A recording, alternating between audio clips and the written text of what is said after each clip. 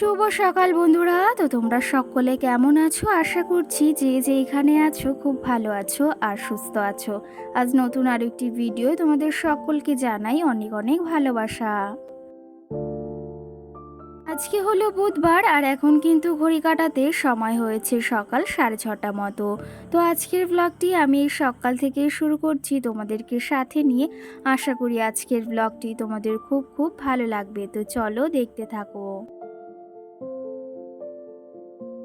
যদিও আজকে সকালে কিন্তু ঘুম থেকে উঠেছি ওই প্রায় 6টার দিকে, আর ঘুম থেকে উঠে চলে এসেছি সোজা বাইরে। কারণ কি জানো তো, আজকে একটু বৃষ্টি হয়নি, মানে রাতে একটু বৃষ্টি হয়নি। তো সেই ক্ষেত্রে আজকে বাইরের ওয়েদারটা এত ভালো, মনে হচ্ছে যে আজকে খুব রোদও উঠবে। আর কি জানো তো, যেদিন আকাশের ওয়েদারটা বেশ ভালো থাকে না, সেই দিন কাজ করার আগ্রহটা কিন্তু আরও বেশি থাকে। এই যে কটা দিন যে পরিমাণে বৃষ্টি শুরু হয়েছিল, সেতে না আর কিছুই ভালো লাগছিল না। তো সেই ক্ষেত্রে আজকে একটু মানে আকাশটা বেশ ভালো দেখলাম, আর মনে হচ্ছে ওই যে বললাম একটু রোদ উঠবে। সেই ক্ষেত্রে না আজকে কাজ করতেও ভীষণ ভালো লাগছে। আর সত্যি কথা বলতে, এই বৃষ্টি বাদলার দিনে না কিছুই ভালো লাগে না, না খেয়ে শান্তি আছে না শুয়ে শান্তি, কিছুতেই কিন্তু ভালো লাগে না।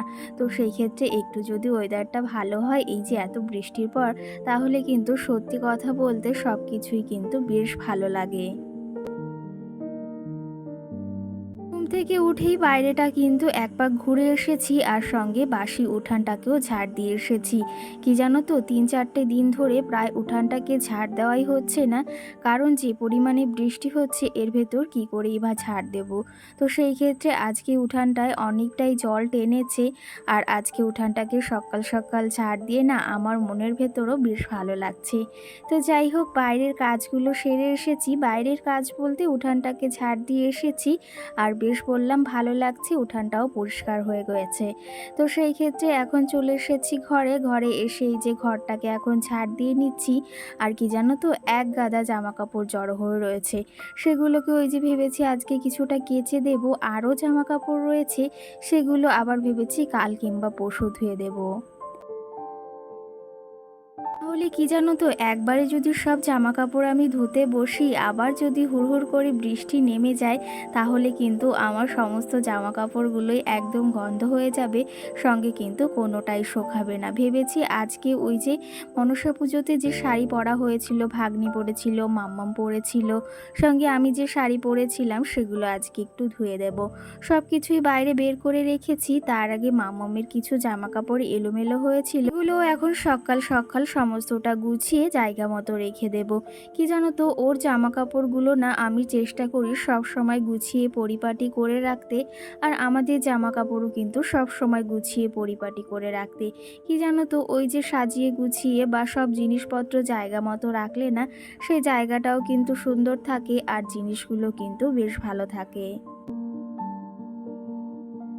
এই যে মাম্মামের জামা কাপড়গুলো নিচে এই যে খাটের তলায় যে ধামাটা থাকে, ওর ভেতরেই কিন্তু মাম্মামের সমস্ত জামা কাপড় আমি সব সময় গুছিয়ে রাখি। আর সঙ্গে কি জানো তো, ওই জামা কাপড়গুলো সব সময় হাতের মাথায় পাওয়া যায়। কারণ কি জানো তো, যেগুলো ওকে ডেলি পরায় সেগুলো আর শোকেজের ভেতর রাখা হয় না, ওগুলো কিন্তু আমি ওই ধামাটাতেই রাখি।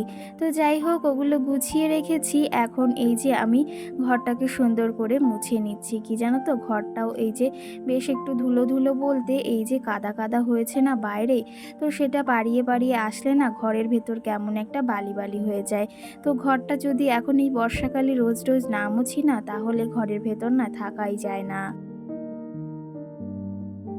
এই ক্ষেত্রে ঘরটাকেও মুছে নিলাম। আর কি জানো তো, কালকে মাম্মাম না সারা ঘর জুড়েই ওই যে সর্ষের তেলের কৌটা পেয়েছিল, তো সেই সর্ষের তেলই সারা ঘর জুড়ে ফেলেছে, আর ঘরটা একদম চিপচিপে হয়ে গেছে। তো তার জন্য ঘরটা সকাল সকাল মুছে নিলাম। আর সঙ্গে তো রোজ আমাকে বারান্দাটা মুছতেই হয়।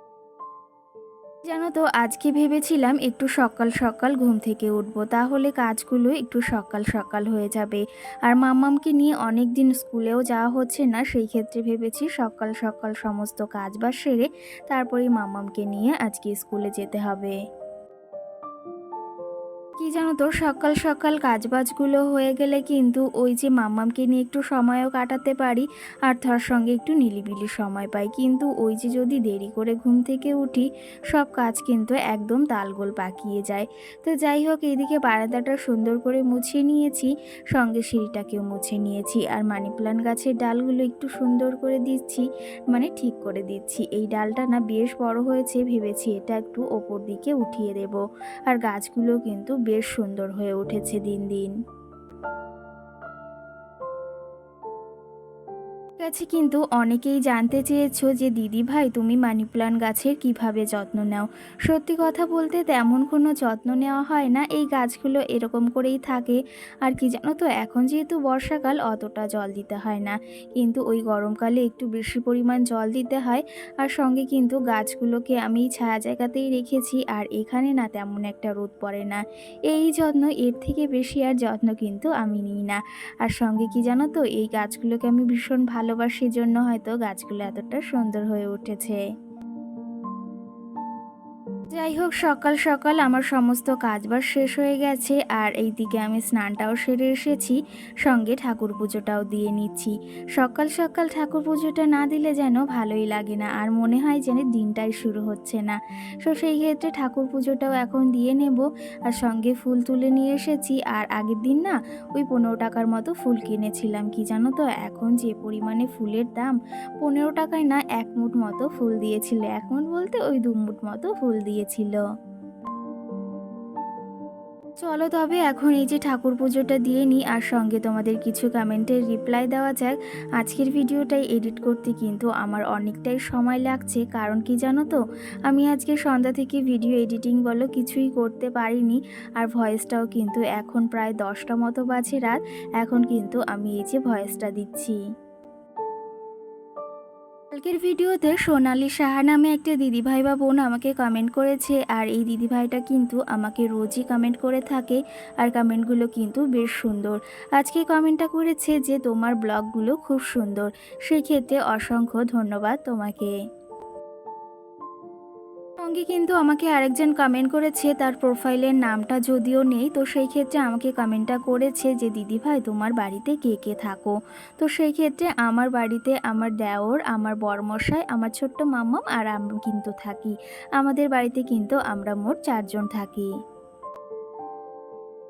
সঙ্গে কিন্তু আমার একটা বোন আমাকে কমেন্ট করেছে, দিদি ভাই তোমাকে শাড়ি পরলে কিন্তু খুব সুন্দর লাগে। সেই ক্ষেত্রে অসংখ্য ধন্যবাদ বোন, এখন থেকে প্রায় শাড়ি পরার চেষ্টা করব, যেহেতু তোমাদের ভালো লাগে।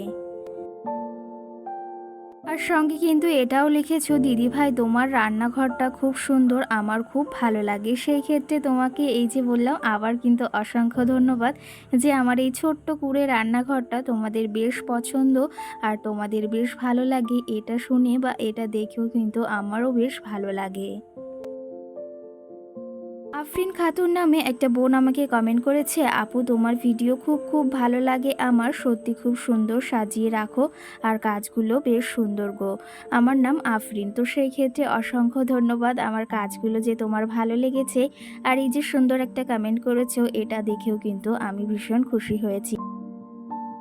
সত্যি কথা বলতে তোমাদের এই এক একটা কমেন্টে কিন্তু আমাদের ভিডিও করার আগ্রহটা আরও দ্বিগুণ হয়ে যায়।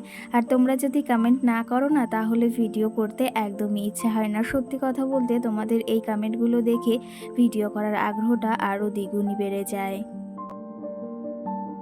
সকাল সকাল এদিকে চিংড়ি মাছ এসেছিল, তো সেখান থেকে এই যে 100 টাকার চিংড়ি মাছ রেখে নিয়েছি, আর কলপাড়ে চলে এসেছি চিংড়ি মাছগুলো কাটার জন্য। আর আজকে বললাম ওই যে মাম্মামকে নিয়ে স্কুলে যেতে হবে, তার জন্য একটু তাড়া রয়েছেই। অনেক কটা দিন হয়েছে মাম্মামকে স্কুলে নিয়ে যাওয়া হয় না, আজকে একটু তাড়া রয়েছে। আর উঠতেও একটু দেরি হয়ে গেছে, যদি একটু ভোরবেলা উঠতাম না, তাহলে কাজগুলো অন্তত আরও তাড়াতাড়ি হয়ে যেত।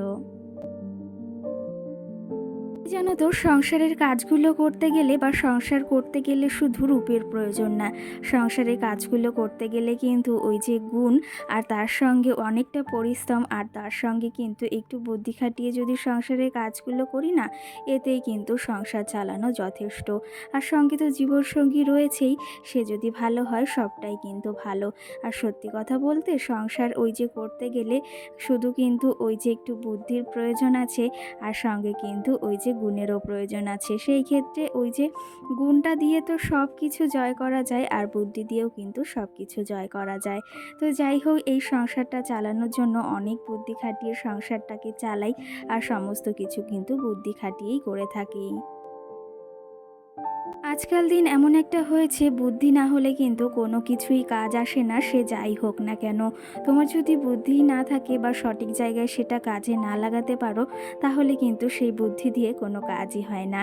তো যাই হোক, সকাল সকাল এদিকে রান্নাটা বসিয়ে দিয়েছি, চিংড়ি মাছটা ভাজা বসিয়ে দিয়েছি। সব কটা চিংড়ি মাছ আজকে আর রান্না করছি না, কিছুটা রেখে দিয়েছি।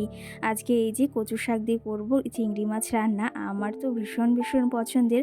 আর এই কচু শাকগুলো না অনেক দিন আগেই কেটে রাখা হয়েছে, তাও 4-5টা দিন হয়েছিল।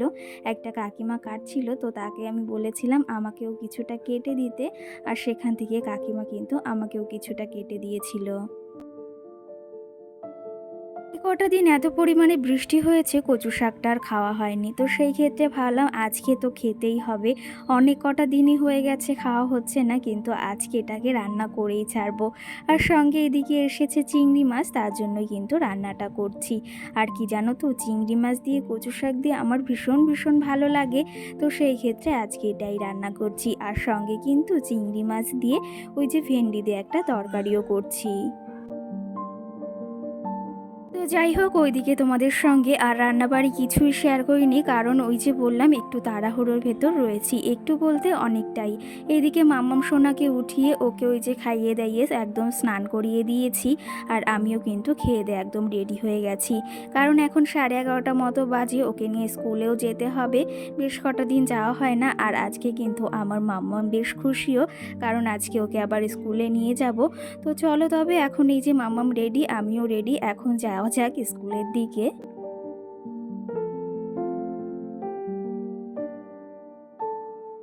এই যে স্কুলে যাওয়ার জন্য তো রওনা দিয়েছিলাম, কিন্তু একটা ঘটনা ঘটেছে। সেটা হচ্ছে আজকে ওদের স্কুলের যে ম্যাডাম, সে আসেনি, কারণ ওনার এক জায়গায় মিটিং রয়েছে, সেখানে গিয়েছে। তো তার জন্য আজকে স্কুল ছুটি।